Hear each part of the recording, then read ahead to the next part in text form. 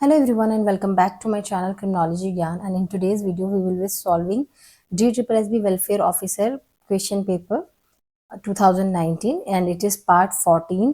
इससे पहले के 13 पार्ट में ऑलरेडी चैनल पर सॉल्व करवा चुकी हूँ। अगर आपने उसे नहीं देखा है तो पहले जाके उन 13 पार्ट्स को देखिए और फिर ये जो लास्ट पार्ट है 14 पार्ट इसको देखिएगा। ऑल्सो अगर आप चैनल पर नए हैं तो चैनल को सब्सक्राइब करना मत भूलिएगा और साथ में लगे बेल आइकन को जरूर प्रेस कर दीजिएगा ताकि मेरी तरफ से किसी भी नोटिफिकेशन को आप मिस ना करें। So without any further delay, let's get into the video. So first question is a method of intensively studying a phenomena over time within its natural setting in one or a few sites. जब हम बहुत intensively study करते हैं किसी phenomena को over time within its natural settings तो उसको हम क्या कहते हैं? फिनोमिनोलॉजी, केस रिसर्च, एथनोग्राफी या ग्राउंडेड रिसर्च। ठीक है, so the correct option is option number B, that is case research. तो जहां पर भी इंटेंसिवली वर्ड आए, इन डेप्थ वर्ड आए, तो जनरली वहां पर जो आंसर होगा वो केस रिसर्च ही होगा। ठीक है, बाकी ऑप्शंस को भी समझ लेते हैं। पहले केस रिसर्च क्या है? It involves in depth study, longitudinal examination of a phenomena.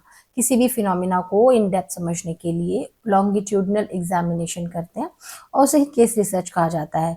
यहाँ पर हम क्या करते हैं? रियल लाइफ कॉन्टेक्स्ट में उस चीज को, उस फिनोमिना को समझते हैं, जहां पर हम फोकस करते हैं in one or a few sites or instances पर, and it is particularly useful for exploring complex issues। Complex issues को एक्सप्लोर करने के लिए हम जनरली केस रिसर्च का यूज करते हैं। Then comes phenomenology. फिनोमिनोलॉजी में हम बात करते हैं लिव्ड एक्सपीरियंसेस की। ठीक है, फिनोमिनोलॉजी टर्म जहां भी आए तो वहां पर हमें जो टर्म ढूंढना है वो है लिव्ड एक्सपीरियंसेस। अगर किसी भी इंडिविजुअल ने किसी फिनोमिना को जिया है, for example if a person is a victim of acid attack, तो अब उस पर्सन के साथ जो बीती है तो वो क्या हो गया? लिव्ड एक्सपीरियंस हो गया उस पर्सन का। उस फिनोमिना को समझने के लिए हमें उस पर्सन से बात करनी पड़ेगी, तो वो फिनोमिनोलॉजी के अंदर आ गया ना। Next one is ethnography. Ethnography में जब भी हम बात करते हैं हम फोकस करते हैं इस वर्ड के ऊपर, कल्चरल स्टडी। ठीक है, यहाँ पर हम किसी ग्रुप या किसी कम्युनिटी के कल्चरल स्टडी को समझने के लिए एथनोग्राफी जो टाइप ऑफ रिसर्च है उसको हम यूज करते हैं। Next is ground research. Ground research में हम क्या कर रहे हैं? थ्योरी डेवलप कर रहे हैं। ठीक है, यहाँ पर जो ग्राउंडेड रिसर्च मेथोडोलॉजी का यूज हम करते हैं थ्योरी डेवलप करने के लिए through systematic data collection and analysis. ठीक है, नेक्स्ट क्वेश्चन पर आते हैं। Social stratification results from a struggle for scarce resources in society. This struggle is being primarily concerned with economic resources. It can also involve struggles for prestige and for political power. This perspective about social stratification is associated with, देखो social stratification, देखो stratification का मतलब क्या होता है ना, वैसे तो लेयर होती है। ठीक है, या फिर हम कह सकते हैं डिवीजन की बात कर लेते हैं। तो सोशल स्ट्रैटिफिकेशन किसी सोसाइटी के अंदर रिसोर्सेज की कमी की वजह से अगर हो तो उसके बारे में बात करी गई है यहाँ पर। ठीक है, जैसे अमीर गरीब हो गया, जो अमीर के पास जो वेल्थ है वो गरीब के पास नहीं है, तो यहाँ पर क्या हो गया? डिवीजन हो गया है ना, क्लास अलग अलग हो गई। तो यहाँ पर इन्होंने बोला जो प्राइमरीली जो ये सोशल स्ट्रैटिफिकेशन है वो इकोनॉमिक रिसोर्सेज की वजह से, एंड इसके साथ साथ प्रेस्टीज और पॉलिटिकल पावर के ऊपर भी फोकस किया गया है कि इसकी वजह से भी जो सोशल स्ट्रैटिफिकेशन होता है वो होता है। ठीक है, तो जैसे कि अगर कोई पर्सन है जिसके पास बहुत अच्छा पोजीशन है, पावर है, पॉलिटिकल पावर, बहुत अच्छा उसका पॉलिटिकल इन्फ्लुएंस है, तो उसका लेवल, उसका रिस्पेक्ट जो होगा सोसाइटी में वो अलग होगा। तो इस बेसिस पर भी सोशल स्ट्रैटिफिकेशन हो रहा है। अब ये जो सोशल स्ट्रैटिफिकेशन को डिफाइन किया है ये किससे रिलेट करता है? Karl Marx, Marx Weber, Melvin M Tumin, Kingsley Davis. तो जो कंफ्यूजन होती है बच्चों को होती है कार्ल मार्क्स और मैक्स वेबर के अंदर। तो इसका जो करेक्ट आंसर है वो ऑप्शन नंबर बी होगा। रीजन देखो क्या है, जो यहाँ पर हमने बात करी, यहाँ पे बात करी हमने जो स्ट्रगल हो रहा है इकोनॉमिक रिसोर्सेज के ऊपर, प्रेस्टीज के और पॉलिटिकल पावर के ऊपर भी। ठीक है, लेकिन जो कार्ल मार्क्स थे उन्होंने सिर्फ इकोनॉमिक क्लास स्ट्रगल के बारे में बात करी है ना। जो उन्होंने जो दो डिवीजन दिए थे, बूर्जुआ और प्रोलिटरेट का जो उन्होंने डिवीजन दिया था वो सिर्फ इकोनॉमिक रिसोर्सेज के स्कार्स की वजह से था। लेकिन यहाँ पर हमने और भी बात करी, प्रेस्टीज, पॉलिटिकल पावर, इनकी भी बात करी, तो उस चीज को थोड़ा एक्सटेंड किसने किया? मैक्स वेबर ने किया। इसीलिए यहाँ पे जो करेक्ट आंसर होगा वो मैक्स वेबर होगा। Next question is collecting data from multiple sources such as interviews, focus groups is called. देखो अलग अलग सोर्सेज से जब हम डेटा कलेक्ट करते हैं, यहाँ पे जो ध्यान रखने वाली बात है, यहाँ पे हम डेटा कलेक्ट कर रहे हैं अलग अलग सोर्सेज से, इसको क्या कहा जाएगा? हाँ, जैसे अलग अलग सोर्सेज, जैसे कि इंटरव्यूज के थ्रू कर लिया, फोकस ग्रुप के थ्रू कर लिया, डॉक्यूमेंट्स के थ्रू कर लिया, तो अलग अलग सोर्सेज से हमने डेटा को क्या करा, कलेक्ट किया। तो ऑप्शंस क्या है आपके पास? Observer triangulation, data triangulation, single triangulation या all of the above. Correct option इसमें हो जाएगा option number B, that is data triangulation. Data, देखो ट्रायंगुलेशन का मतलब क्या होता है, हम जब मल्टीपल मेथड्स का यूज करते हैं या डेटा रिसोर्सेज का मेथड यूज करते हैं ताकि हम अपने रिसर्च फाइंडिंग्स की क्रेडिबिलिटी और वैलिडिटी को एनहांस कर सके, है ना, बढ़ा सके। तो डेटा ट्रायंगुलेशन जो है उसका स्पेसिफिकली फोकस रहता है कि हम डेटा जो कलेक्ट कर रहे हैं वो अलग अलग सोर्सेज से करें, जैसे कि इंटरव्यूज से हो गया, फोकस ग्रुप से हो गया, डॉक्यूमेंट से हो गया, ताकि जो भी आपके रिजल्ट्स आए हैं उसको हम क्रॉस वेरीफाई करें। फॉर एग्जाम्पल, अगर इंटरव्यू से एक रिजल्ट आया आपका, क्या फोकस ग्रुप से करने के बाद भी वो रिजल्ट आता है क्या? तो अलग अलग रिसोर्सेज से करने से हमारे पास क्या हो गया, हम उस चीज की क्रेडिबिलिटी और वैलिडिटी को बढ़ा पा रहे हैं। Next one is observer triangulation. इसमें क्या होता है, हम मल्टीपल रिसर्चर या ऑब्जर्वर्स का यूज कर रहे हैं ताकि किसी तरीके का बायसनेस ना हो, ना, बायसनेस को कम किया जा सके, है ना। यहाँ पर हम डेटा, अलग अलग डेटा सोर्सेज की बात नहीं कर रहे हैं, इसकी हम बात कर रहे हैं अलग अलग रिसर्चर्स की, ऑब्जर्वर्स की, ठीक है। तो ये ऑब्जर्वर ट्रायंगुलेशन हो गया। सिंगल ट्रायंगुलेशन ये कोई रिसर्च मेथोडोलॉजी में कोई टर्म नहीं होता है। Next question, the view that voluntary actions and decisions made by an individual are influenced and shaped by punishments and rewards found in the external world is called। देखो किसी भी individual ने कोई भी वॉलंटरी एक्शन लिया या decision लिया, वो डिपेंड करता है कि उसको पनिशमेंट और रिवॉर्ड एक्सटर्नल वर्ल्ड कैसा देती है। फॉर एग्जाम्पल, अगर मैं कहूँ कि कोई एक इंडिविजुअल है जो अगर किसी तरीके का डेविएंट एक्ट करता है तो सोसाइटी उसको डांटती है, पनिश करती है। तो यानी इससे उसको समझ में आता है कि अगर मैं कोई इस तरीके का एक्ट करता हूँ तो इस चीज को लोग पसंद नहीं करते हैं। फिर वो कुछ ऐसा एक्ट करता है जिसकी वजह से लोग उसको रिवॉर्ड देते हैं, तो उसे समझ में आ जाता है कि ये चीज करने से जो है लोग खुश हो रहे हैं और ये इसके लिए मुझे रिवॉर्ड मिल रहा है, तो मुझे इस तरीके से काम करना चाहिए। तो उसका जो डिसीजन है, उस पर्सन का डिसीजन है, वो इन्फ्लुएंस हो गया किससे? पनिशमेंट और रिवॉर्ड की वजह से। अब इस चीज को हम क्या कहते हैं? ऑप्शंस क्या है आपके पास? Operant conditioning, social conditioning, classical conditioning या habituation. So correct option is operant condition, that is option number A. Explanation समझ लेते हैं। ऑपरेंट कंडीशन का जो कॉन्सेप्ट है वो BF स्किनर ने डेवलप किया था। ये क्या है? एक लर्निंग प्रोसेस है जहां पर हम रिवॉर्ड्स या पनिशमेंट देके किसी पर्सन के बिहेवियर को इन्फ्लुएंस कर सकते हैं।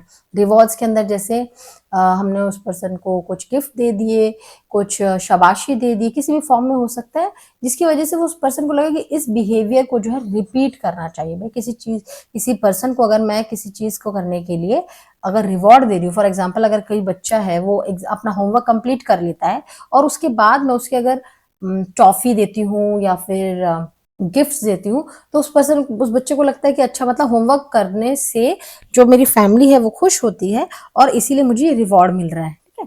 उसके बाद अगर वो बच्चा होमवर्क नहीं करता है तो उसको पनिशमेंट दिया जाता है, तो वो वापस से उस बिहेवियर को अवॉइड करने की कोशिश करेगा। Then come social conditioning. Social conditioning क्या होता है? वो सोसाइटल नॉर्म्स जो किसी के बिहेवियर को शेप करने में हेल्प करते हैं, ठीक है। It is not specifically about rewards and punishment. फिर आते हैं हम क्लासिकल कंडीशनिंग के ऊपर, ये दिया था पैवलोव ने। इसमें क्या है? इनवॉल्यूंटरी रिस्पॉन्सेज होते हैं, ठीक है। यहाँ और हमारे क्वेश्चन में वर्ड क्या था? वॉल्यूंटरी बिहेवियर था। तो यहाँ पर देखो क्लासिकल कंडीशनिंग तो नहीं हो सकता है।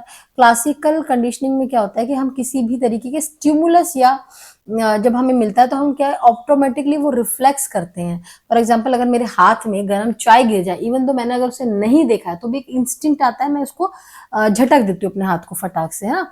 तो वो क्या है? एक इनवॉल्यूंटरी रिस्पॉन्स है कि अगर मेरे हाथ में गर्म लग गया तो इवन तो मैंने उस चीज को देखा नहीं है, लेकिन फिर भी मुझे अगर हल्का सा गर्म लगता है तो मैं उसको फटाक से उस चीज को हटा देती हूँ। तो ये क्या हो गया? क्लासिकल एंड कंडीशनिंग हो गया। पैवलोव का जो डॉग एक्सपेरिमेंट था, जिसमें फूड और बेल वाला एक्सपेरिमेंट था, इसमें उनको जो डॉग्स का है वो सलाइवा सिक्रीट होता है, बेल की आवाज सुन गई तो क्या एक्सटर्नल स्टिमुलस दिया, इनवॉल्यूंटरी रिस्पॉन्स था, मतलब डॉग को बेल की आवाज से ही सलाइवा सिक्रीट होने लग गया। तो ये क्लासिकल कंडीशनिंग की बात है, उसे क्लासिकल कंडीशनिंग कहते हैं। देन हैबिचुएशन क्या होता है कि जब कोई एक चीज बार बार हो रही है तो आप उस चीज के हैबिचुअल हो जाते हो, ठीक है। So next question is question number 5, the research that has its root in anthropology, sociology and psychology.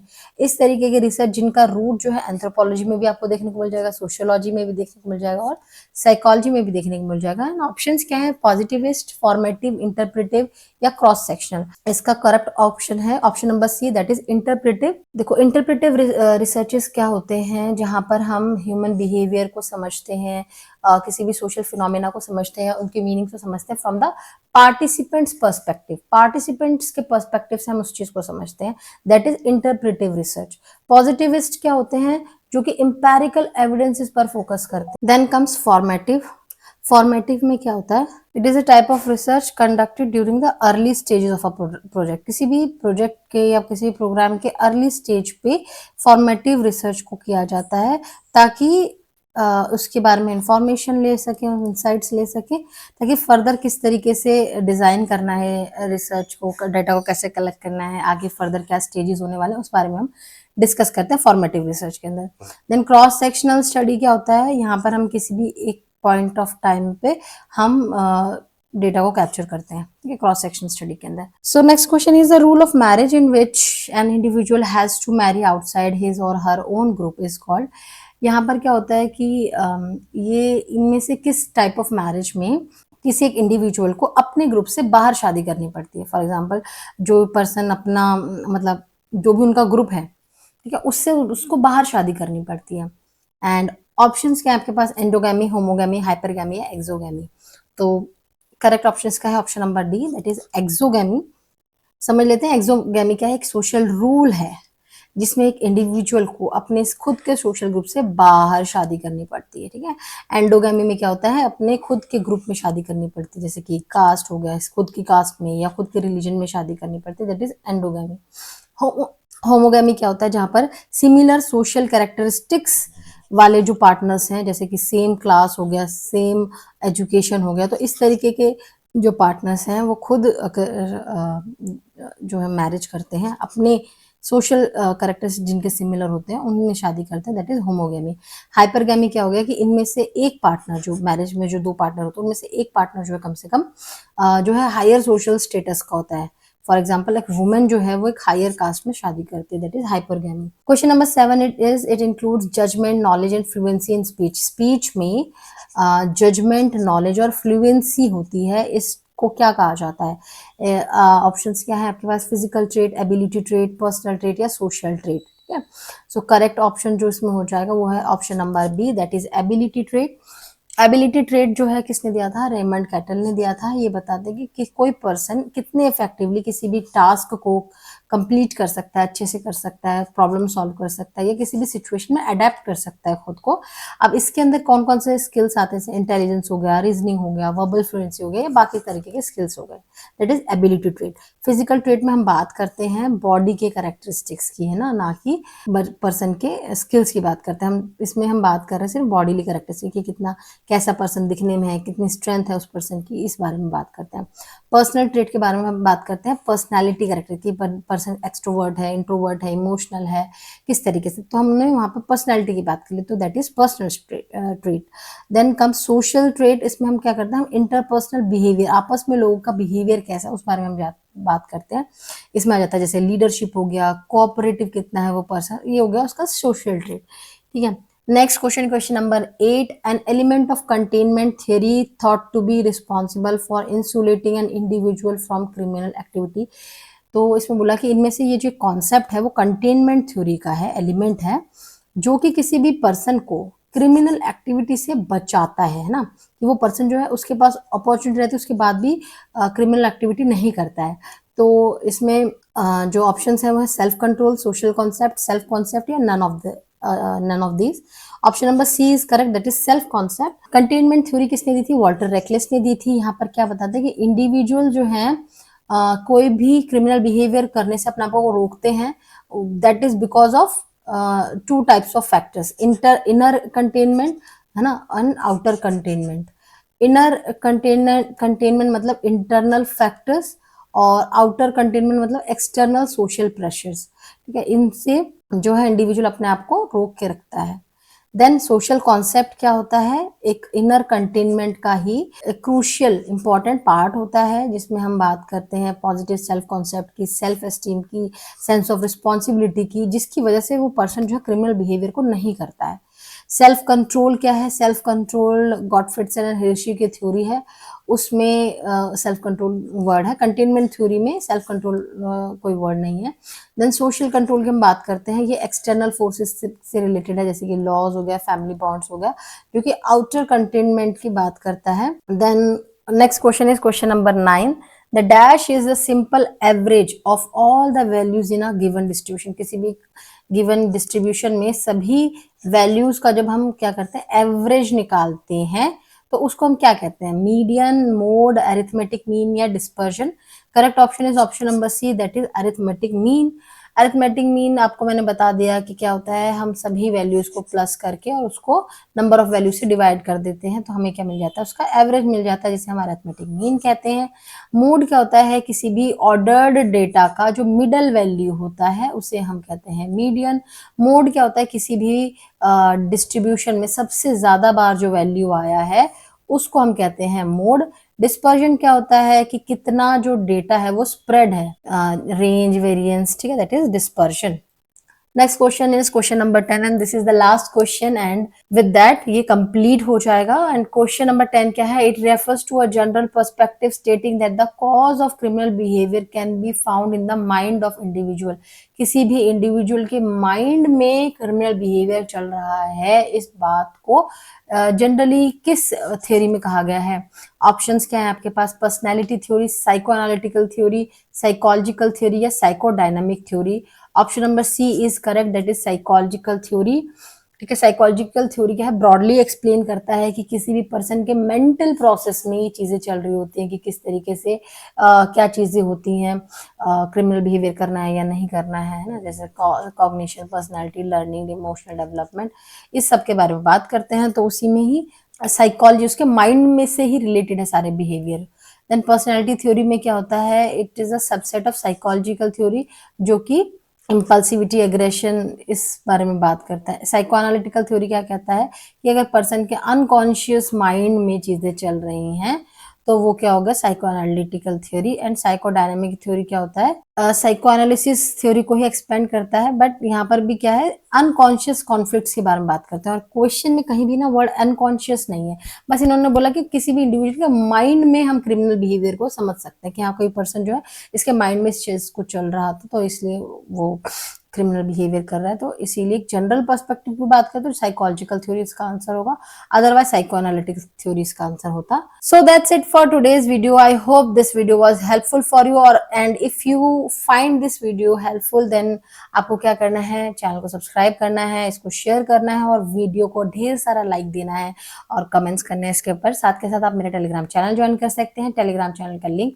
आपको मिलेगा डिस्क्रिप्शन बॉक्स में। मिलते हैं नेक्स्ट वीडियो में, till then bye bye and take care.